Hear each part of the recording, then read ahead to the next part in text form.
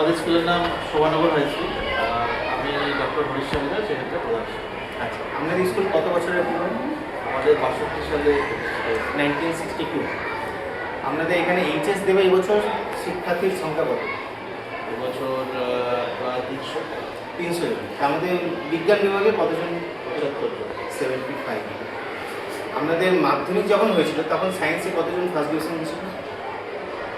মাধ্যমিক যখন ওরা এখন যারা এইচএস দেবে ওই 150 টাকা ফার্স্ট ডিভিশন পাস করছে। আর এখান থেকে ছেলেমেয়েরা পাস করে বিভিন্ন জায়গায় প্রতিষ্ঠিত হয়েছে, এরকম কিছু নিদর্শন আছে?